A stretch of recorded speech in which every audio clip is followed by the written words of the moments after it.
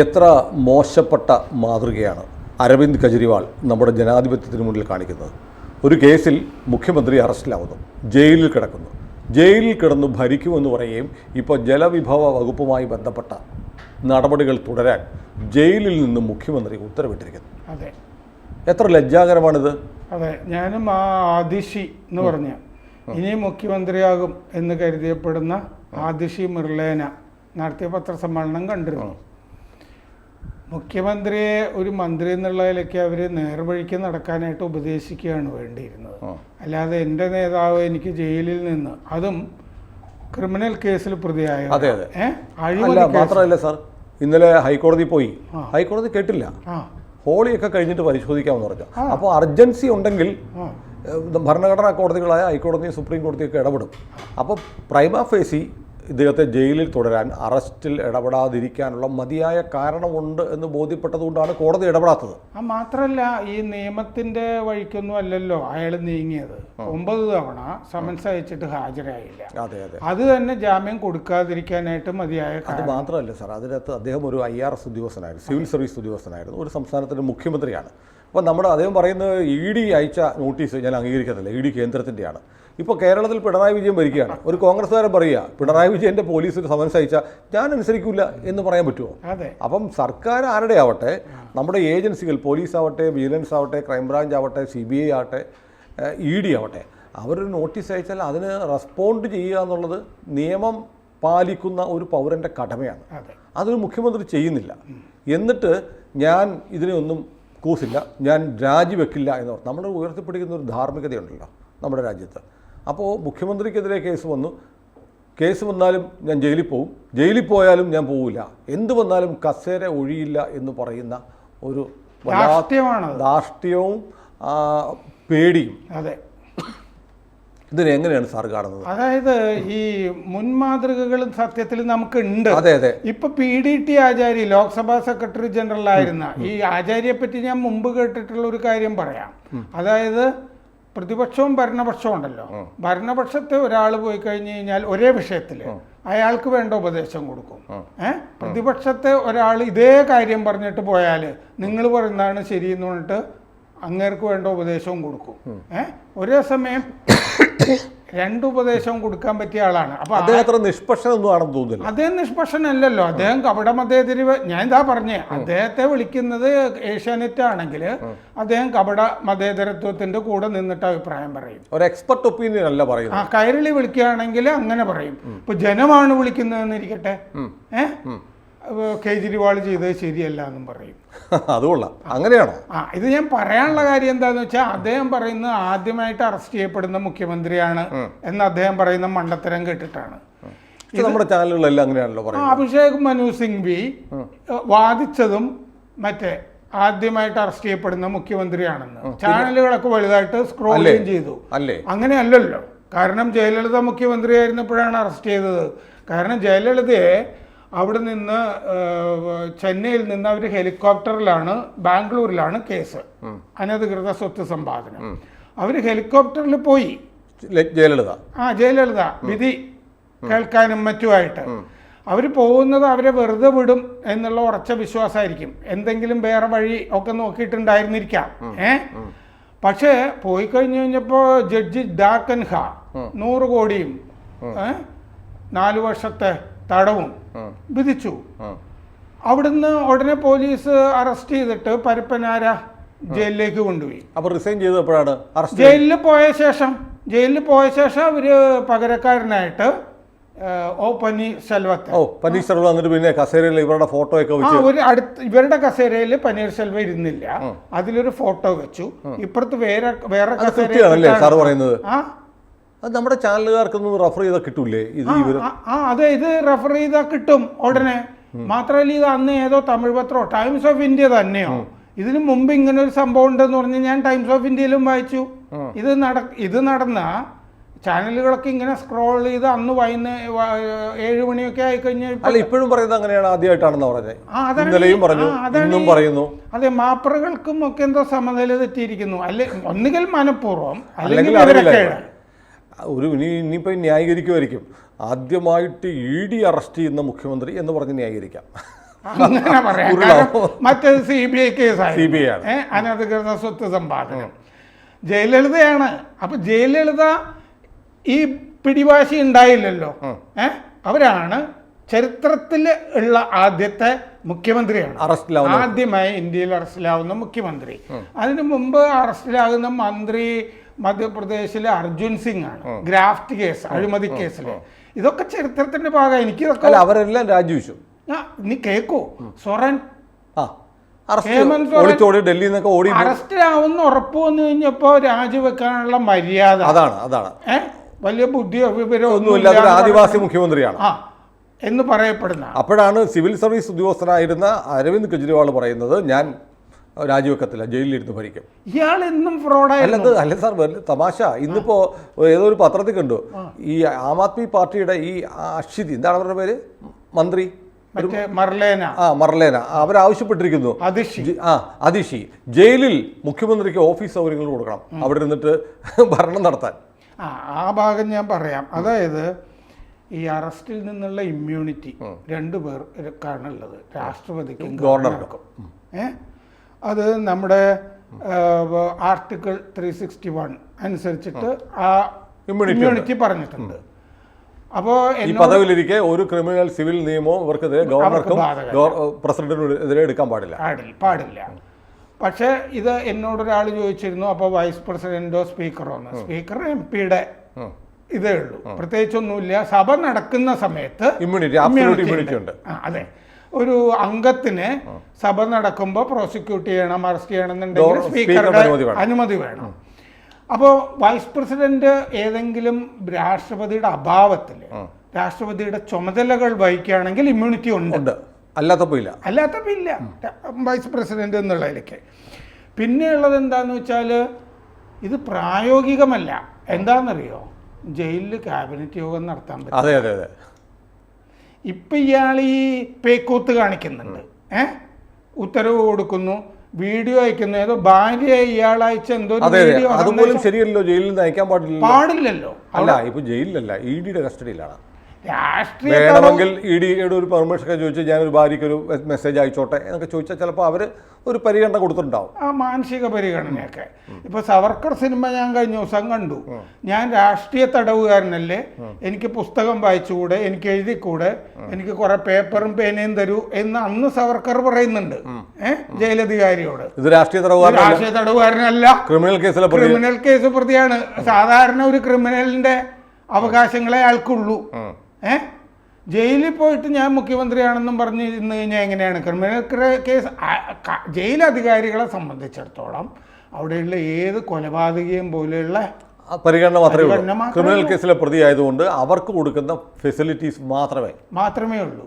അതുകൊണ്ട് ഇതൊക്കെ തെറ്റാ. ഈ ഇങ്ങനെയുടെ ഒരു മന്ത്രിയും ജയിലിൽ കിടപ്പില്ലേ, സിസോദിയ, ഉപമുഖ്യമന്ത്രിയായിരുന്നു. ഈ കവിതയെ അറസ്റ്റ് ചെയ്യുമ്പോൾ തന്നെ ഇത് വലിയ വ്യക്തമാണ്. കവിതയുടെ റിമോയിൻഡ് റിപ്പോർട്ടിൽ പറഞ്ഞിട്ടുണ്ട്, ഇങ്ങേരായിരുന്നു ഇതിന്റെ സൂത്രധാരൻ. 100 കോടി രൂപ മുൻകൂർ കൊടുത്ത ആളാണ് കവിത. ഇനി ഇങ്ങേര് ഇൻകം ടാക്സിൽ ഇരുന്ന കാലത്ത് മര്യാദക്കാണോ പെരുമാറിയിട്ടുള്ളത്? എന്തോ കേസ് സംശയമുണ്ട്. കാരണം ഇയാൾ VRS എടുത്തു എന്നൊക്കെ ഇങ്ങനെ പറഞ്ഞ് പരുത്തിയിട്ടുണ്ട്. അതങ്ങനെ നിർദോഷകരമായ VRS ആണെന്ന് എനിക്ക് തോന്നുന്നില്ല. എന്തുകൊണ്ടാന്ന് വെച്ചാൽ ഇങ്ങനെ മറ്റേ അണ്ണാ ഹസാരയുടെ കൂടെ നടക്കുന്ന കാലത്ത് ഇനി ധാർമ്മികത പ്രസംഗിക്കണമല്ലോ, കാരണം അങ്ങനെ രാഷ്ട്രീയത്തിലൊക്കെ ഇറങ്ങാൻ തീരുമാനിച്ചല്ലോ. ആ സമയത്ത് നമ്മുടെ കോൺഗ്രസ്സുകാരാണ് ആദ്യം ഇയാൾക്കെതിരെ പരാതി ഉയർത്തിരുന്നത് കേട്ടോ. കോൺഗ്രസ്സുകാർക്കൊന്നും കിട്ടാൻ അവകാശമില്ല. കോൺഗ്രസ്സുകാരാണ് 100 കോടിയുടെ അഴിമതിയുണ്ട്, അരവിന്ദ് കെജ്രിവാളിനെ അറസ്റ്റ് ചെയ്യണമെന്ന് ആവശ്യപ്പെട്ട് സമരം തുടങ്ങിയതും അവരും ആ പാർട്ടിയുമായിട്ട് കമ്പ് കൊണ്ടുപോലും തൊടാൻ പാടില്ല എന്ന് 2-3 മാസം മുമ്പ് വരെ പറഞ്ഞിരുന്ന കോൺഗ്രസ് പാർട്ടിയാണ്. ആദ്യം അജയ് മാക്കൻ, ഡൽഹി PCC പ്രസിഡന്റ് അജയ് മാക്കൻ പത്രസമ്മേളനം നടത്തിയിരുന്നു. പഞ്ചാബ് മുഖ്യമന്ത്രിയായിരുന്ന അമരീന്ദർ സിംഗ് കേജ്രിവാളിനെതിരെ പത്രസമ്മേളനം നടത്തിയത്. അതേ കോൺഗ്രസ്സുകാരനായിരിക്കെ. അങ്ങനെയാണ് ഞാൻ മനസ്സിലാക്കിയത്. ഈ അണ്ണാ ഹസാരയുമായിട്ട് ഇയാൾ നടക്കുന്ന കാലത്ത്, മുമ്പ് ഇൻകം ടാക്സ് ഓഫീസറായിരുന്ന കാലത്ത് സ്വന്തം ഡിപ്പാർട്ട്മെന്റിനെ പറ്റിച്ച വകയിലുള്ള 9.2 ലക്ഷം രൂപ ഇയാൾ തിരിച്ചടച്ചു. അപ്പോൾ ആൾ ക്ലീനാണ്, വളരെ ക്ലീനാണ്. എന്ന് മാത്രമല്ല, ഇപ്പോഴാണ് ബിസിനസ് സ്റ്റാൻഡേർഡിനോട് നമ്മുടെ ഫോർഡ് ഫൗണ്ടേഷൻ്റെ ഫോർഡ് ഫൗണ്ടേഷൻ 1952 മുതൽ ഇന്ത്യയിൽ പ്രവർത്തിക്കുന്നുണ്ട്. ഫോർഡ് ഫൗണ്ടേഷൻ്റെ ഇവിടുത്തെ നേതാവ് പറഞ്ഞിരിക്കുന്നു, സ്റ്റീവൻ സോൾനിക് പറഞ്ഞിരിക്കുന്നു, ഇങ്ങർക്ക് പരിവർത്തൻ എന്നും കബീർ എന്നും പറഞ്ഞിട്ട് 2 NGO IT ഓഫീസർ ആയിരിക്കുമ്പോൾ തന്നെ ഉണ്ട്. അതിൽ പരിവർത്തൻ രജിസ്റ്റർ ചെയ്തിട്ടില്ല. സിസോദിയാണ് നടത്തിക്കൊണ്ടിരുന്നത്. സിസോദിയായിട്ട് അന്നോട്ടേ ബന്ധമുണ്ട്. അതുകൊണ്ടാണ് പിന്നീട് അണ്ണാ ഹസാരയുടെ കൂടെ ഇയാൾ ചേർന്നിട്ട് വന്ന യോഗേന്ദ്ര യാദവ്, പിന്നെ അശുതോഷ്, കിരൺ ബേദി, ഇവരെയൊക്കെ വെട്ടി നിർത്തിയിട്ട് ഇയാളുടെ ഇറാൻ മൊഴികളും സിസോദിയായിട്ട് നടന്നത്. കബീർ എന്നുള്ളത് കവിയുടെ പേരിൽ തന്നെയാണ് തുടങ്ങിയ NGO. ആ സംഗതിക്ക് കബീർ എന്ന് പറഞ്ഞ NGOയ്ക്ക് 3 തവണ 2005, 2008, 2010 ഫോർഡ് ഫൗണ്ടേഷൻ മറ്റേ സംഭാവന കൊടുത്തിട്ടുണ്ട്. പണം $4 ലക്ഷം 3 തവണയായിട്ട് കൊടുത്തിട്ടുണ്ടെന്ന് ഫോർഡ് ഫൗണ്ടേഷൻ വെളിപ്പെടുത്തിയിട്ടുണ്ട്. ഇനി ഫോർഡ് ഫൗണ്ടേഷൻ എന്താണ്? ഫോർഡ് ഫൗണ്ടേഷൻ്റെ പ്രശ്നം, CIA അവിടെ തുടങ്ങിയ ആള് ആണ് ഫോർഡ് ഫൗണ്ടേഷൻ തുടങ്ങിയത്. ഫോർഡ് ഫൗണ്ടേഷൻ്റെ ചെയർമാനായിരുന്ന ആൾ തന്നെയാണ് CIA തുടങ്ങിയത്. എന്നിട്ട് അമേരിക്കൻ ചാരസംഘടന. എന്നിട്ട് ഈ സാംസ്കാരിക രംഗങ്ങളിൽ നുഴഞ്ഞു കയറി പ്രവർത്തിക്കാൻ, സാംസ്കാരിക രംഗത്തെ അധിനിവേശം, അതിന് CIA ഉണ്ടാക്കിയ ഫ്രണ്ടൽ ഓർഗനൈസേഷനാണ് ഫോർഡ് ഫൗണ്ടേഷൻ. അപ്പോൾ അമേരിക്കൻ ചാരസംഘടനയായ CIA-യുമായി ഫോർഡ് ഫൗണ്ടേഷന് ഒരു ബന്ധമുണ്ട്. ഒരു പോഷക സംഘടനയാണ് സാംസ്കാരിക. എന്നിട്ട് ഇയാള് മറ്റേ കുറേ പേരെ ഇതിലേക്ക് എടുക്കുകയും ചെയ്തിരുന്നു, CIA-യിലെ ഉദ്യോഗസ്ഥന്മാരെ പ്രവർത്തിക്കാനായിട്ട്. അങ്ങനെ രണ്ടും ഏതാണ്ട് തുല്യ ലെവലിൽ പണിതിരുന്നതാണ്. ഇത് അരുന്ധതി റോയ് അവരുടെ ക്യാപിറ്റലിസം എന്നൊക്കെ പറഞ്ഞ പുസ്തകത്തിലും പറഞ്ഞിട്ടുണ്ട്. ഫോർഡ് ഫൗണ്ടേഷൻ പല സ്ഥലത്തും അട്ടിമറികളുമൊക്കെ, ഭരണകൂട അട്ടിമറികൾക്കുമൊക്കെ മുതിർന്ന കാര്യങ്ങളുമൊക്കെ പറഞ്ഞിട്ടുണ്ട്, പ്രത്യേകിച്ച് ചില ഇസ്ലാമിക രാജ്യങ്ങളിലൊക്കെ. ഒരു ഗുഹയിൽ 2 സിംഹങ്ങൾ എന്തിന് എന്നുള്ള തത്വം വെച്ചിട്ടായിരിക്കും അരുന്ധതി റോയ് ഈ ഫോർഡ് ഫൗണ്ടേഷനെ പറ്റി പറഞ്ഞത്. പക്ഷേ ഈ അരാജകത്വം വിതയ്ക്കുക എന്നുള്ളതാണല്ലോ ഫോർഡ് ഫൗണ്ടേഷൻ്റെ ലക്ഷ്യം. അപ്പോൾ അതുകൊണ്ട് ഇങ്ങേര് അത് കഴിഞ്ഞ് പരിവർത്തനം കബീറും സജീവമല്ല. മുഖ്യമന്ത്രിയായ പിന്നെ മുഖ്യമന്ത്രിയായപ്പോൾ ഇന്ത്യയുടെ ആവശ്യമില്ലല്ലോ. ഒരു ഭരണകൂടം തന്നെ അരാജകത്വത്തിന് വേണ്ടി നിലനിൽക്കുന്നുണ്ട്. ആ ഷഹീൻ ബാഗ് പോലത്തെ സ്ഥലത്തൊക്കെ ആപ്പിന്റെ ഒരു നേതാവല്ലായിരുന്നു. പിന്നെ ആപ്പായിരുന്നു ചെയ്യരുത്. ഡൽഹിയിലൊക്കെ ഉള്ള ഇവിടുത്തെ വലിയ കമ്മ്യൂണിസ്റ്റുകാരായിട്ടുള്ള ഒരുപാട് ആളുകൾ ഡൽഹി മലയാളികളുണ്ട്. അവരൊക്കെ ഡൽഹി മലയാളികൾ CPM അല്ല. കാരണം ഡൽഹിയിൽ AKG ഭവൻ ഇരിക്കുന്ന സ്ഥലത്ത് ഒരു വാർഡിൽ, കോർപ്പറേഷൻ്റെ ഒരു വാർഡിൽ മത്സരിച്ചാൽ പോലും CPM ജയിക്കത്തില്ല. പക്ഷേ ഇവരെല്ലാം ഇവിടുന്ന് പോകുന്ന മലയാളി കമ്മ്യൂണിസ്റ്റുകാർ ഇഷ്ടംപോലെ ഡൽഹിയിലുണ്ട്. പക്ഷെ അവരൊക്കെ ആപ്പാണ് ഡൽഹിയിൽ. അതെ അതെ അതെ അതെ. അവിടെ അങ്ങനെ അവിടെ പിന്നെ എന്ത് കമ്മ്യൂണിസ്റ്റ് പാർട്ടി ആർക്കും അറിയ പോലും ഇല്ല ഇത് എന്താ ഏതാണെന്നൊക്കെ പറഞ്ഞ്. അവിടെ വരില്ലാണ്ടാവുന്ന ചില കമ്മ്യൂണിസ്റ്റുകാരെയൊക്കെ അവിടെ ജോലി ചെയ്യാനൊക്കെ പോകുമ്പോൾ ഞാനും കണ്ടിട്ടുണ്ട്. ഈ CA സമരത്തിനൊക്കെ വന്നുകൊണ്ടിരുന്നത് JNUവിലും ഡൽഹി യൂണിവേഴ്സിറ്റിയിലും പഠിക്കുന്ന പിള്ളേരായിരുന്നു. അതെ അതെ. ഇവിടുന്ന് ഫുൾ മാർക്ക് കിട്ടി ഫുൾ പാസും മേടിച്ച് നേരെ പോയി JNU ചേരുമായിരുന്നു. ഇപ്പോൾ അവിടെ എൻട്രൻസ് ടെസ്റ്റ് വെച്ചപ്പോൾ, പ്രവേശന പരീക്ഷ വന്നപ്പോൾ ഒറ്റ മലയാളിക്ക് അഡ്മിഷൻ കിട്ടുന്നില്ല. ഇവിടെ വാരിക്കോല് മാർക്ക് കൊടുക്കും, പരീക്ഷ എഴുതാതെയും ഡിഗ്രി പാസ്സാക്കി കൊടുക്കും. ഇവരൊക്കെ പോയി ചേരും. JNUവിൽ ആ കാലത്ത് എന്തായിരുന്നു എന്ന് വെച്ചാൽ KN പണിക്കര് തുടങ്ങിയ ആളുകളൊക്കെ ഉണ്ടായിരുന്നല്ലോ, ഒരു മാർക്സിസ്റ്റ് ആധിപത്യം. ഇപ്പൊ അതൊക്കെ അത്യാവശ്യം ശുദ്ധി. അല്ല, മലയാളി ഇത്ര മിടുക്കന്മാർ JNU പ്രൊഡക്ട്സ് എന്നൊക്കെ പറഞ്ഞ് ചിലർ ഇങ്ങനെ ഊറ്റം കൊള്ളും. അങ്ങനെ ഈ എൻട്രൻസ് എഴുതി എന്തുകൊണ്ടാണ് ഡൽഹി യൂണിവേഴ്സിറ്റിയിലും JNUവിലും മലയാളികൾ പണ്ടത്തെ പോലെ തള്ളിക്കയറാത്തത്? അപ്പോൾ നമ്മുടെ വിദ്യാഭ്യാസം, ഇവിടെ കിട്ടുന്ന മാർക്ക് ഒക്കെ ഒരു പുല്ല് വിലയില്ലെന്ന് മനസ്സിലായി. കമ്മ്യൂണിസ്റ്റുകാർക്ക് വേണ്ടിയിട്ട് നെഹ്റു ഉണ്ടാക്കി കൊടുത്ത ക്യാമ്പസാണ് JNU. അതിപ്പോൾ പോയി. മാത്രമല്ല അവിടെ PC ജോഷിയും K ദാമോദരനും കൂടിയിട്ട് അവരെ പാർട്ടി പുറത്താക്കി കഴിഞ്ഞപ്പോൾ അവിടെ അവരൊരു പ്രോജക്റ്റ് ചെയ്യുന്നുണ്ടായിരുന്നു. അത് ശരി. കമ്മ്യൂണിസത്തിന്റെ ചരിത്രം 50 വയസ്സുള്ളവരും അവിടുത്തെ സ്റ്റുഡന്റ് അതാ പറയുന്നത്. 50 വയസ്സുള്ളവരും അവിടുത്തെ സ്റ്റുഡന്റ് ഏണ്ട 100 രൂപയോ 20 രൂപയോ ഒക്കെ കൊടുത്താൽ ഹോസ്റ്റലിൽ സുഭിക്ഷമായി 4 നേരം ഭക്ഷണം കഴിച്ച് സുഖമായിട്ട് കഴിയാം.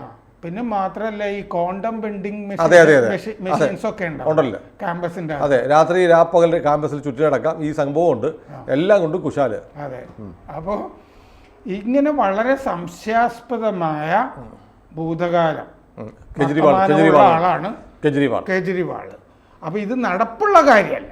അല്ലേ സാർ, ഇപ്പോൾ സംഭവിക്കുന്നത് ഇപ്പോൾ ഇതിൻ്റെ കിങ് പിൻ സൂത്രധാരൻ പണം വേണമെന്ന് SMS ഉൾപ്പെടെ മെസ്സേജ് അയച്ച് വരെ ആവശ്യപ്പെട്ട ആളാണ് കെജ്രിവാൾ എന്ന് ഇപ്പം ED പറയുന്നുണ്ട്. ഇതേ വിഷയത്തിൽ CBI കേസെടുത്തിട്ടുണ്ട്. ഇപ്പോൾ ഡൽഹി വാട്ടർ അതോറിറ്റിയുമായി ബന്ധപ്പെട്ട മറ്റൊരു കേസുണ്ട്. അതെ, അപ്പോൾ ഇതിലെ പ്രധാന സൂത്രധാരനായ കെജ്രിവാളിനെ ഒരാഴ്ച മാത്രം ജയിലിൽ കഴിയേണ്ട അവസ്ഥ ഉണ്ടാവുമോ? കാരണം സിസോദിയ 1 വർഷമായിട്ട് കിടക്കുക. അന്ന് അത് കഴിഞ്ഞ് വരുമ്പോഴോ CBI അറസ്റ്റ് ചെയ്യുമല്ലോ. അതെ, അടുത്ത കേസ് കിടക്കുന്നുണ്ട്. പിന്നെ ഈ മദ്യ അഴിമതിയെ പറ്റി ഇപ്പോൾ ഈ കപട മതേതരവാദികൾ എന്തിനാണ് ഈ അഴിമതിക്കാരെയൊക്കെ സപ്പോർട്ട് ചെയ്യുന്നതെന്ന് മനസ്സിലാകുന്നില്ല. ഈ സാധാരണ കേസ് പോലെയല്ല, മുഖ്യമന്ത്രിയാണ് കെജ്രിവാൾ എന്നുള്ളതുകൊണ്ട് എല്ലാ പ്രിക്കോഷൻസും ഉണ്ട്. 4 മാപ്പുസാക്ഷികളുണ്ട് ഇതിൻ്റെ അകത്ത്. അങ്ങനെ 4 മാപ്പുസാക്ഷികളൊക്കെ പ്രധാനപ്പെട്ടവർ വരുന്ന കേസൊക്കെ സുനിലിന് ഓർമ്മയുണ്ടോ? ഹൈക്കോടതിയൊക്കെ റിപ്പോർട്ട് ചെയ്തിട്ടുള്ള ആളല്ലേ. ഇതില് ഇന്ത്യയിലെ ഏറ്റവും വലിയൊരു ഫാർമസ്യൂട്ടിക്കൽ കമ്പനിയാണ് അരബിന്ദോ ഫാർമ. അതിന്റെ ഉടമസ്ഥൻ ശരത് റെഡ്ഡി. ഈ ഇൻഡോസ്പിരിറ്റ് എന്ന് പറഞ്ഞ ഈ കവിതയുടെ മദ്യ ഏർപ്പാടുകൾ. ശരത് റെഡ്ഡി ഈ പറഞ്ഞ പോലെ BJPക്ക് ഇലക്ട്രൽ ബോണ്ട് വാങ്ങിയിരുന്നു പറയുന്നത്. BJPക്ക് മാത്രമല്ല, മറ്റു പാർട്ടികൾക്കും കൊടുത്തു. ഇപ്പോൾ ഇവരുടെയൊക്കെ വർത്തമാനം പറഞ്ഞാൽ ഇന്ത്യയിൽ ഇലക്ട്രൽ ബോണ്ട് വാങ്ങിയിരിക്കുന്നത് BJP മാത്രമാണ്. ആകെ 20,000 കോടി രൂപയുടെ ഇലക്ട്രൽ ബോണ്ട് ഉണ്ട്. അതിൽ 6,000 കോടി മാത്രമേ 19 സംസ്ഥാനങ്ങളും ഇന്ത്യ രാജ്യവും ഭരിക്കുന്ന BJP കിട്ടിയിട്ടുള്ളൂ. അപ്പോൾ ഒരു സംസ്ഥാനം മാത്രം ഭരിക്കുന്ന പാർട്ടിക്കും ഒരിടത്തും ഭരണമില്ലാത്ത ഒരു നാമമാത്രമായിട്ട് ഹിമാചലിൽ മാത്രം ഭരണമുള്ള കോൺഗ്രസിന് 1,500-1,700 കോടി കിട്ടിയിട്ടുണ്ട്. ഏറ്റവും കൂടുതൽ പൈസ കൊടുത്തിട്ടുള്ള സാന്റിയാഗോ മാർട്ടിനും മേഘ എഞ്ചിനീയറിംഗും ഒരു കാര്യമില്ലാതെ ഈ പ്രാദേശിക പാർട്ടികൾക്കും പൈസ കൊടുത്തിട്ടുണ്ട്. അതൊന്നും ഒരു പ്രശ്നമേ അല്ല. അതുകൊണ്ട് ഇവരെല്ലാം കൂടി മോദി BJP കാശ് വാങ്ങിച്ചു എന്നാണ് പറയുന്നത്. 20,000 കോടി 14,000 കോടിയും വാങ്ങിയത് ഇവരാ. 1,300 കോടി സാന്റിയാഗോ മാർട്ടിൻ്റെ 900 കോടിയും TMC ആണ് കൊണ്ടുപോയി. തൃണമൂല് DMKയുടെ ഭരണം മൊത്തം പാർട്ടിയുടെ സാന്റിയാഗോ മാർട്ടിന്റെ മോനാണ് ആദവ് അർജുൻ. ഇങ്ങനെ നിൽക്കുന്നു. അല്ല സാർ, ഞാൻ ആലോചിക്കുകയാണേ, BJPക്ക് കിട്ടിയ കൃത്യം ഫിഗറല്ല, ഏതാണ്ട് 6,000 കോടി 20,000 കോടിയിൽ 6,000 കോടി 19 സംസ്ഥാനങ്ങൾ അല്ല 19 സംസ്ഥാനങ്ങൾ ഇന്ത്യ മുഴുവൻ ഭരിക്കുന്ന പാർട്ടിക്ക് കിട്ടിയത് 6,000 കോടി. ഒരു സംസ്ഥാനത്തും ഉത്തരാഖണ്ഡിലും ഹിമാചലിലും തത്വത്തിൽ 2 സംസ്ഥാനങ്ങളിൽ മാത്രം ഭരണമുള്ള കോൺഗ്രസിന് 1,300 കോടി. അപ്പോൾ പെർസെൻറ്റേജ് വെച്ച് നോക്കിയേ. അപ്പോൾ കോൺഗ്രസിനല്ലേ ആനുപാതികമായി വലിയ തുക. ഈ 19 സ്റ്റേറ്റ് ഭരിക്കുന്ന ഇന്ത്യ മുഴുവൻ ഭരിക്കുന്ന പാർട്ടിക്ക് 6,000-ഉം 2 മാത്രം ഭരണമുള്ള കോൺഗ്രസിന് 1,300 കോടി എന്ന് പറയുമ്പോൾ ഏതാണ് ആനുപാതികമായി വലിയ തുക? അതെ, അത് വേറൊരു തരത്തിൽ കണക്ക് കൂട്ടാനായിട്ട് എന്നോടൊരു കണക്ക് കൂട്ടി നോക്കാൻ പറഞ്ഞു. MP മാരുടെ ആനുപാതികമായിട്ട് നോക്കുക. അതെ, രാജ്യസഭയിലും ലോകസഭയിലുമായിട്ട് 500 MP BJPക്ക്. ഇവർക്ക് ആകെ 40-ഉം കൂടി 100 എണ്ണം പോലും ഇല്ല രാജ്യസഭയും ലോകസഭയും കൂട്ടിയാൽ. അപ്പോൾ അവർക്ക് 1,300 കോടി. 500-ന് 6,000 കോടി. എംപിമാർക്ക് ആനുപാതികമായിട്ട് വിധിച്ചു കഴിഞ്ഞാൽ BJPക്ക് എത്ര എക്സോർബിറ്റന്റ് ആയിട്ട് കിട്ടണം. അപ്പോൾ BJP ആണ് ഫലത്തിൽ ഏറ്റവും കുറച്ച് കാശ് പിടിച്ചിരിക്കുന്നത്. അതാ ഈ കള്ളൻ കട്ടോണ്ട് കള്ളൻ ഓടുന്നത് പോലെ ഏറ്റവും കൂടുതൽ 14,000 കോടി വാങ്ങിയ ഇന്ത്യയിലെ പ്രതിപക്ഷ കക്ഷികൾ 6,000 കോടി മാത്രം കിട്ടിയ BJPയെ പഴിക്കുക. അത് നമ്മുടെ ചാനലുകൾ, വാർത്താ മാധ്യമങ്ങൾ, കേരളത്തിലെ മാധ്യമങ്ങൾ അതിങ്ങനെ പറഞ്ഞുകൊണ്ടിരിക്കുക. എന്നിട്ട് ഈ മണ്ടത്തരം പറയുക. ഏത് ജയലളിതയെ അറസ്റ്റ് ചെയ്ത കാര്യം പറയാതിരിക്കുക. ആദ്യത്തെ മുഖ്യമന്ത്രി ഇയാളാന്ന് പറഞ്ഞിട്ട് ഇയാൾക്കൊരു സഹതാപ തരംഗം ഉണ്ടാക്കാൻ ശ്രമിക്കുക. എന്തൊക്കെ വൃത്തികേടുകളാണ്. നിരക്ഷര ആളുകൾ പോലും ജനാധിപത്യത്തിന് കൊഞ്ഞനം കുത്താതെ മുഖ്യമന്ത്രി സ്ഥാനം രാജിവെച്ചു പോയി അറസ്റ്റിലാവുന്നുള്ള ഘട്ടത്തില്. ലാലു പ്രസാദ് അറസ്റ്റിലാവുന്നുള്ള ഘട്ടത്തിൽ വന്നിട്ട് ഭാര്യയെ ഇയാൾക്ക് സുനിതയെ മുഖ്യമന്ത്രിയാക്കിയിട്ട് പോയെങ്കിൽ ഇത്രയും വൃത്തികേടില്ല ഉണ്ടാവുമായിരുന്നില്ല. ഇതിപ്പോ ജനാധിപത്യത്തിന് കൊഞ്ഞനം കുത്തുകയാണ്. ഇത് നടക്കുന്ന കാര്യമല്ല. ഇതിനെതിരെ കോടതിയിൽ കേസ് വന്നേക്കാം. അല്ല, കേസ് വരിക മാത്രമല്ല സാർ, ഇപ്പോൾ ലഭിക്കുന്ന വിവരങ്ങളനുസരിച്ച് ഈ 7th day 7ാം ദിവസം പുറത്ത് വരുമ്പോൾ കോടതിയിൽ ഹാജരാക്കുമ്പോൾ അതിന് തൊട്ട് മുമ്പ് CBI അറസ്റ്റ് ചെയ്യും. അറസ്റ്റ് ചെയ്യും. അപ്പോഴും ജാമ്യം കിട്ടുകയില്ല. അപ്പോൾ പിന്നെ സ്വാഭാവികമായും മന്ത്രിസഭാ യോഗം ചേരാൻ പറ്റാത്ത സ്ഥിതി ഉണ്ടാവും. പറ്റില്ലല്ലോ. ഉദ്യോഗസ്ഥർക്ക് ഉത്തരവ് കൊടുക്കുമ്പോൾ മുഖ്യമന്ത്രി എപ്പോഴും മറ്റേ ക്യാബിനിലേക്ക് വിളിച്ചിട്ടാണല്ലോ പല കാര്യങ്ങളും ചർച്ച ചെയ്യുന്നതും പറയുന്നതും. DGP ഒക്കെ വിളിച്ച് ചർച്ച ചെയ്യണ്ടേ? ഇന്റലിജൻസ് മേധാവി അത് വേണ്ട സാർ. ഡൽഹിയിൽ പോലീസ് ഞാൻ സാധാരണ ആളുകളുടെ കാര്യം, ഉദ്യോഗസ്ഥന്മാരുടെ കാര്യം ആണ് ഞാൻ പറഞ്ഞു വരുന്നത്. ഉദ്യോഗസ്ഥന്മാര് മുകളിൽ നിന്നുള്ള ഉത്തരവ് സ്വീകരിക്കാനായിട്ട് ജയിലിലേക്കാണോ പോവുക? അതെ അതെ, ഈ ചോദ്യം ഉണ്ടല്ലോ. ഏതായാലും കെജ്രിവാളിനെ സംബന്ധിച്ചിടത്തോളം കെജ്രിവാളിന്റെ ഒരു പിടിച്ചു നിൽക്കാൻ വേണ്ടിയുള്ള രാഷ്ട്രീയ നാടകങ്ങളാണ്, അഭ്യാസങ്ങളാണ്. നാടകം കഷ്ടിച്ച് 3-4 ദിവസം മാത്രം നീണ്ടു നിൽക്കുന്ന, വെറും ഹാസ്യ നാടകം. അതെ, 3-4 ദിവസം മാത്രം ആയുസുള്ള നാടകമാണ് ഇത്. അനിവാര്യമായ രാജിയിലേക്ക് കെജ്രിവാളിന് നീങ്ങിക്കൊണ്ടിരിക്കുകയാണ്. കേരളത്തിലെ മാധ്യമങ്ങൾക്കൊന്നും അതിലൊന്നും ചെയ്യാനില്ല. അതിൽ ക്രിമിനൽ നടപടിച്ചട്ടങ്ങൾക്ക് അതിലൊക്കെ. അതെ അതെ, കേരളത്തിലെ മാധ്യമങ്ങൾ അവരുടെ ഒരു രക്ഷകൻ നഷ്ടപ്പെട്ടു എന്നോർത്തുള്ള വിലപിക്കലാണ്. കാരണം ഇപ്പോൾ ഇന്ത്യ ആകെ നോക്കിക്കഴിഞ്ഞാൽ രാഹുൽ ഗാന്ധിയുടെ ഭാരത് ന്യായ യാത്ര ആശ്വസിക്കാൻ കഴിയുന്ന ഒരാൾ സാബു ജേക്കബാ. കാരണം 2020 ആയിട്ട് സഖ്യം ഉണ്ടായിട്ടില്ല, രക്ഷപ്പെട്ടു. അല്ല, ഭാരത് ന്യായ യാത്ര സമാപിച്ചു. പക്ഷെ നോക്കൂ സാർ, രാഹുൽ ഗാന്ധിക്ക് ഇന്ത്യൻ പൊളിറ്റിക്സിൽ പതുക്കെ പ്രാധാന്യം കുറഞ്ഞു വരികയാണ്. മാധ്യമങ്ങൾ വിട്ടു. ഇന്നത്തെ റിപ്പോർട്ട് വായിച്ചിരുന്നു. പകരം അവർ കെജ്രിവാളിനെ മുന്നോട്ട് തള്ളിക്കൊണ്ടുവരികയാണ്. അപ്പോഴാണ് കെജ്രിവാളും പ്രിയങ്കയും റായ്ബറേലിയില് മത്സരിക്കാൻ തയ്യാറല്ല. അല്ല, നമ്മൾ 2 ആഴ്ച മുമ്പ് ഈ സംസാരത്തിൽ പറഞ്ഞു പ്രിയങ്കയും രാഹുലും മത്സരിക്കില്ല എന്ന് നമ്മൾ ഉറപ്പായിട്ട് പറഞ്ഞു. കാരണം പ്രിയങ്കയ്ക്ക് മത്സരിച്ച ഒന്നാമത് റോബർട്ട് വാദ്രയുടെ സ്വത്ത് അത്ര എന്ന് പറയേണ്ടി വരും. അപ്പോൾ വെറുതെ ഒന്നും മത്സരിക്കാൻ, കുടുംബത്തിലെ ദുരൂഹ മരണങ്ങൾ അതെല്ലാം പുറത്തു വരും. അപ്പോൾ അതുകൊണ്ട് മത്സരിക്കുന്നില്ല. ഇതൊക്കെയാണ് പൈതൃകം, വിശാല പൈതൃകം, മഹിതമായ പൈതൃകം. കൂടുതൽ വാർത്തകളും വിശേഷങ്ങളും നിങ്ങളിലേക്ക് എത്താൻ ABC മലയാളം സബ്സ്ക്രൈബ് ചെയ്യുക, ബെൽ ബട്ടണും അമർത്തുക.